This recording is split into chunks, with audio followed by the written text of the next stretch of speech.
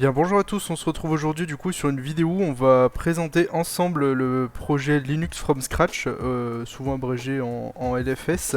C'est un projet, un livre, une distribution entre gros guillemets, assez connu car c'est souvent connoté comme la version finale de difficulté de l'apprentissage de Linux en fait, la version la plus pure entre guillemets car vous compilez tout vous-même.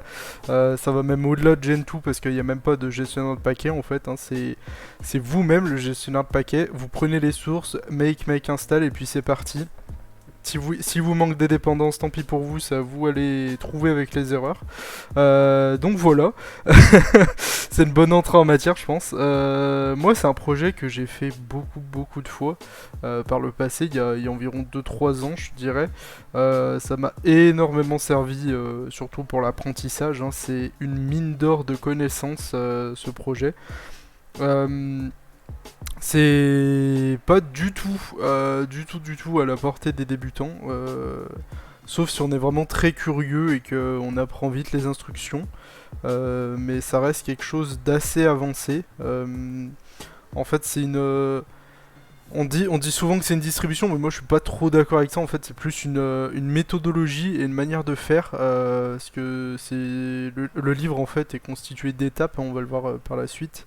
Est constitué d'étapes en fait pour construire vous-même votre propre système à partir des sources. En fait, c'est vraiment comme une notice d'un Lego. Le Lego à la fin, bah il est à vous quoi. Parce que moi souvent, enfin vraiment au tout début, je prenais exactement les versions qui sont proposées dans le livre, mais au fur et à mesure, hop, on voit que Vim a une nouvelle version, du coup on incorpore la nouvelle version de Vim au cours de l'installation, où en fait on préfère Nano, du coup bah, on installe Nano lors de l'installation.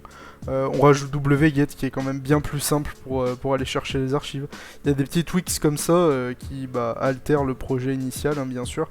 Mais c'est écrit noir sur blanc dans l'introduction que libre à vous de changer le contenu des paquets qui sont inclus, hein. Vraiment c'est censé être la liberté à son paroxysme, le Linux à son paroxysme.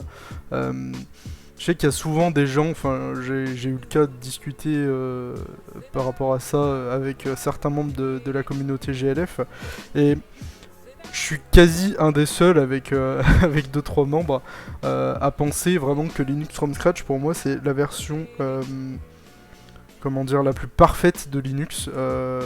Je sais qu'on n'est pas tous dans ce mood là, dans cette finalité là, mais pour moi, être soi-même son gestionnaire de paquet, savoir exactement quand on a installé le paquet, pourquoi il est là. En fait, chaque paquet qu'on a sur notre système sert à quelque chose. C'est-à-dire que s'il est là, c'est qu'il y a une raison et qu'on l'a pas installé pour rien. Parce que c'est souvent le cas, moi-même avec Gentoo, hein, ça se trouve, j'ai des paquets que je n'utiliserai jamais, qui sont là, mais que bah, en fait, j'aurais très bien pu enlever. C'est vraiment en fait la légèreté à son paroxysme. Je pense que justement on peut pas faire moins bloat que LFS, hein, littéralement. Vous choisissez vous-même les paquets, c'est extrêmement conseillé dans les systèmes embarqués, hein, c'est notamment ce qui est écrit dans le livre.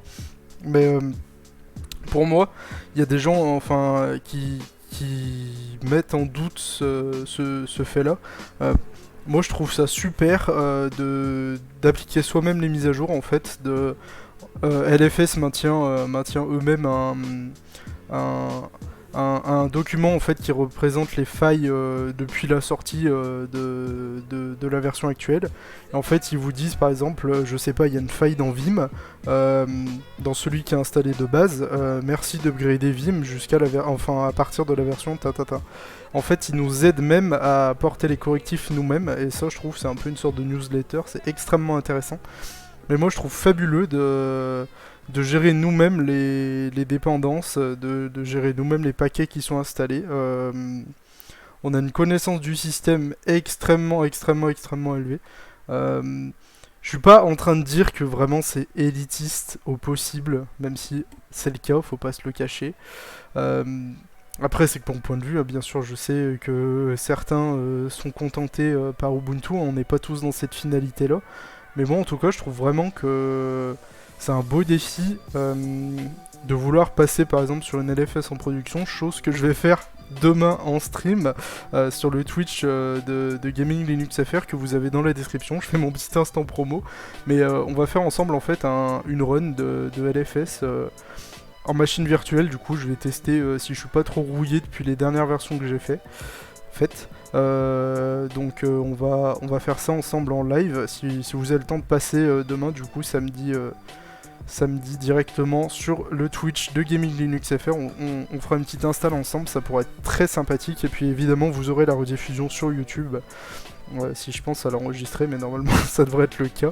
Mais effectivement, comme je vous l'ai dit, en fait LFS c'est vraiment une documentation pharaonique sur comment comprendre le système. C'est extrêmement intéressant en termes de pédagogie. Si vous êtes à peu près au niveau de Arch, limite passez sous Gen 2. Enfin même si vous êtes sous Gen 2 de toute façon c'est ok pour vous. Mais je pense que même sous Arch c'est intéressant de faire une run une fois. Vous viandez avec le noyau qui kernel panique, vous avez oublié un module. C'est pas grave. Persévérez et vous verrez, vous aurez des connaissances de folie avec un projet pareil. Moi je trouve que c'est vraiment intéressant pour comprendre. Je sais qu'on n'est pas tous dans cette finalité là de comprendre exactement en profondeur ce qui se passe sur le système, mais moi je trouve ça vraiment très sympathique. Je sais que j'encense beaucoup ce projet, mais pour moi c'est celui qui m'a tout apporté. Les connaissances que j'ai actuellement, c'est quasi en grande partie grâce à LFS, hein. Vous montez chaque pièce du puzzle vous-même. C'est extrêmement détaillé. Il rajoute une description à chaque fois que vous avez un nouveau paquet, il vous dit exactement à quoi ça sert. C'est extrêmement intéressant. Moi, je peux que vous le conseiller de tester LFS. Hein. Et vous avez même, du coup, si vous avez réussi LFS, BLFS, qui du coup est Beyond Linux from Scratch. Donc après Linux from Scratch, c'est logique. Et en fait, ça va être le même procédé, sauf que là, ils vont vous faire installer la partie graphique avec Xorg, un environnement de bureau, pourquoi pas la gestion du son, du clavier de façon graphique, hein, je veux dire. Un navigateur, les applications de dessin, enfin vraiment il y a toute une suite à ce projet-là. Donc en fait, une fois que vous avez votre base, vous pouvez aller encore 100 fois plus loin. C'est vraiment incroyable. Donc là vous avez sous les yeux du coup la version Wikipédia. Mon intro est terminée, elle a été très longue, mais on peut voir que la page Wikipédia est pas forcément à jour parce qu'on est sur la version 11.1 pour le coup, qui est sortie en mars 2022 du coup. En sachant qu'effectivement il y a toujours une version qui sort en septembre, une en mars. En général ils font à peu près ça. Une version majeure en septembre et puis le correctif qui suit en mars. Mais du coup 11.1, en fait, même les versions numérotées, c'est-à-dire vraiment la différence que vous avez entre 11 et 11.1, c'est assez flagrant en fait, c'est juste de la montée en version. Après, je sais que pour la version 11 par exemple, ils avaient introduit les notions de compilateur croisé. Donc en général, les grosses versions sont gardées vraiment pour les gros changements, par exemple de la chaîne de construction, de l'init, pourquoi pas, je sais pas. Et après vous avez la révision du coup qui est juste la montée en version, un petit changement d'ordre par-ci par-là. C'est vraiment assez détaillé sur leur site. Ils expliquent en général pourquoi ils ont sorti la version en fait. Ils expliquent exactement le contenu des release notes au final. Donc voilà. Donc on peut voir ici sur cette page là que le projet a été créé en 1999, je crois que c'est écrit là, ouais, en fait c'est là, par Gerard Beekmans du coup, qui est un informaticien néerlandais. Et vous avez, enfin là c'est pas trop décrit sur cette page là, mais en fait sur l'introduction du livre qu'on verra tout à l'heure, vous avez une énorme introduction en fait sur qu'est-ce qui l'a amené à créer ce projet. Avec tout le cheminement du coup de ces idées. C'est vraiment très intéressant. En fait, le livre au complet est très intéressant, il n'y a pas de souci là-dessus. Mais après, une fois que vous l'avez lu une fois, deux fois, vous snippez, en général c'est parti si elles n'ont pas changé pour passer directement à l'installation. Mais demain en live, on va analyser le livre au complet. Donc ça risque de prendre un petit peu de temps, mais c'est pas bien grave. Donc je lis en même temps. En fait, ouais, ça résume vite fait. Ouais, c'est ça, le projet publie en moyenne tous les 6 mois une nouvelle version du livre, hein, donc c'est exactement ce que je vous ai dit. Et vous avez aussi une version de développement du coup qui est mise à jour régulièrement. En fait, c'est l'avancement de la prochaine version que vous avez en direct. C'est un peu une rolling entre gros guillemets, parce que ils partent de la base et puis ils font juste les montées en version, ils testent et puis si ça marche pas ils redescendent. Et c'est pareil, c'est documenté tout aussi bien. Donc c'est vraiment intéressant si vous voulez participer au projet, c'est une bonne manière d'aider. Après niveau traduction, je crois qu'ils sont pas trop mal parce qu'on voit que bah, du coup ils ont un site dédié en l'occurrence pour Linux from scratch en français. Le site est très très très très sympathique, il fait pas vieux du tout, contrairement à certaines distributions.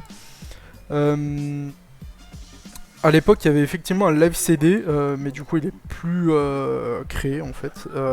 Moi, ce que je vous conseille, qui sert vraiment de bonne base, c'est l'isographique de Gentoo, qui fait 5 Go avec KDE. Comme ça, vous avez vraiment toute la chaîne de compilation. Normalement, je crois, je vérifierai demain, mais normalement, il y a tous les prérequis pour construire le système LFS dessus.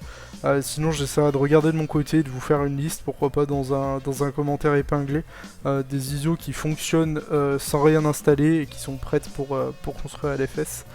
Et donc voilà, après ils expliquent aussi pourquoi ils ont splitté LFS et BLFS. Hein. LFS c'est vraiment la base, mais une fois que vous l'avez, c'est solide, ça tient. Et vous pouvez aller sur BLFS sans souci. C'est vraiment LFS en fait la partie la plus sensible. Parce que si vous foirez sur le noyau, bah forcément ça ira pas pour la suite. Donc c'est exactement ce que je disais, un BLFS ça contient du coup ça contient les instructions pour avoir le serveur X, la connectivité réseau, même si on l'a avant, si on est en IPFX par exemple. On a aussi le support du DHCP, je crois sur LFS à vérifier. Le serveur de son, CUPS, les choses comme ça. Et à savoir que du coup LFS est découpé maintenant en deux parties. En fait vous avez deux versions d'LFS, hein, si on voit ici. Vous avez la version 6V init, hein, du coup, qui est l'init traditionnelle des systèmes Unix, qui est utilisée encore sur certaines distributions, notamment Slackware par exemple. Et vous avez systemd du coup qui est la nouvelle norme de l'init. Mais moi quitte à choisir sur les deux, en général quand j'ai le choix je choisis pas systemd. Mais là pour le coup entre 6v init et systemd la question est vite répondue. C'est systemd pour le coup. Parce que c'est ce que je disais sur un de mes messages sur GLF en parlant de ça avec quelques membres. Pour moi systemd ça me pose un problème éthiquement parlant, mais après, de là à se limiter par rapport à ça, c'est peut-être pas la meilleure solution non plus. Je préfère partir sur Stinit, avoir un truc qui soit compatible avec les projets que je trouve à droite à gauche sur GitHub, que j'installe sur mon PC, il y a un service, hop, systemd en fait maintenant c'est plus ou moins la référence, hein, si quelqu'un développe un truc, une application, en général vous avez un service systemd s'il y en a besoin qui est fourni avec. C'est vraiment la solution par défaut, ça marche à chaque fois. Donc moi je vais pas m'embêter, je partirai sur cette version là. Et aussi du coup le but de mon projet, en fait pourquoi je vous parle d'LFS aussi en ce moment, c'est parce que déjà je veux le tester en VM comme je vous l'ai dit, et puis si vraiment ça marche et que j'arrive à installer DWM tout mon bazar dessus, l'objectif c'est de passer sur LFS en production sur ce PC là, pour remplacer Gentoo bien sûr. Certains pourront dire que je suis fou, hein, c'est peut-être un peu le cas, mais comme j'ai dit dans mon introduction, pour moi ma vision est claire là-dessus, c'est la pureté, l'élitisme de Linux à son paroxysme, et je trouve que ça serait extrêmement beau de l'avoir en production sur ce PC là. Donc voilà, vous avez les liens aussi de la version développement qui est ici hein, évidemment. Après, par exemple, le livre est disponible si on va pas sur celui-là. Attendez. Télécharger le livre. Ouais, voilà. Normalement, c'est cette page-là. En fait, vous pouvez soit lire le livre, du coup, comme on a fait en version HTML, ce qui est pas forcément une si mauvaise idée que ça. Je sais qu'à l'époque, j'avais des problèmes avec le copier-coller, notamment sur les PDF, en fait. Où vous avez des commandes qui sont crop parfois sur les champs. Donc, c'est un peu embêtant.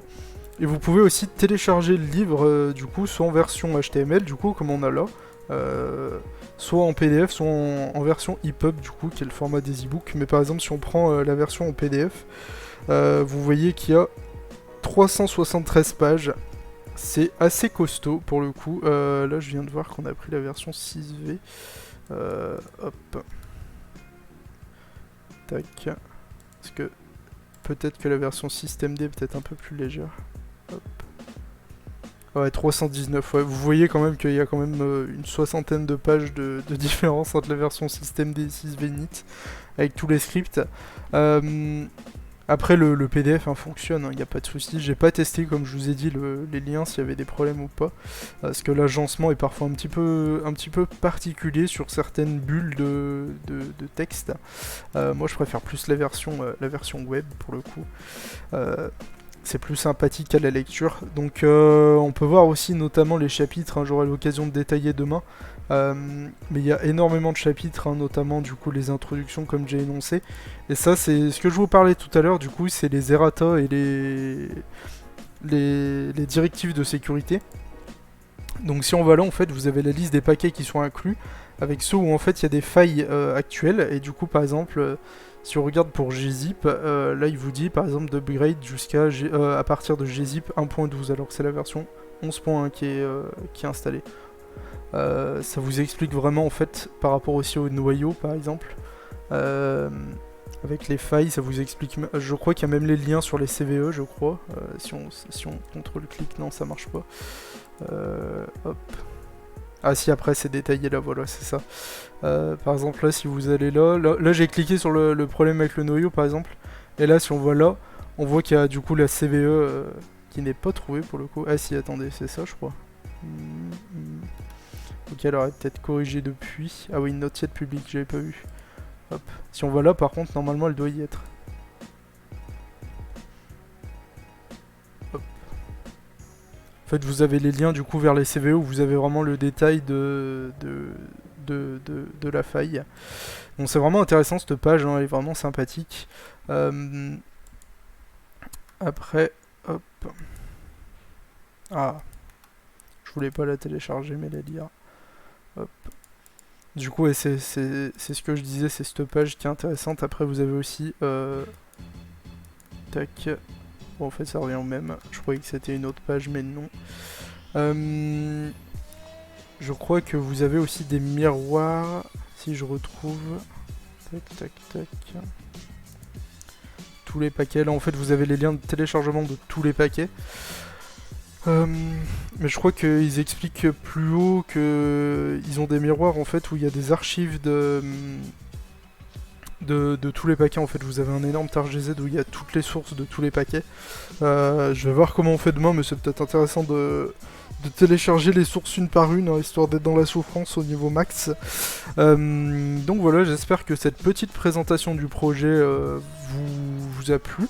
On se retrouve demain du coup en direct sur le Twitch de Gaming Linux FR pour l'installation ensemble, avec la rediffusion sur YouTube du coup, et puis si c'est ok, je vous ferai du coup une vidéo conclusion sur l'installation de cette machine virtuelle, pour voir si le système est ok, qui répond à mes besoins, et puis on fera peut-être une suite de vidéos pour l'installation en dur sur ce PC. Voilà, donc merci d'avoir regardé cette vidéo, et puis à la prochaine.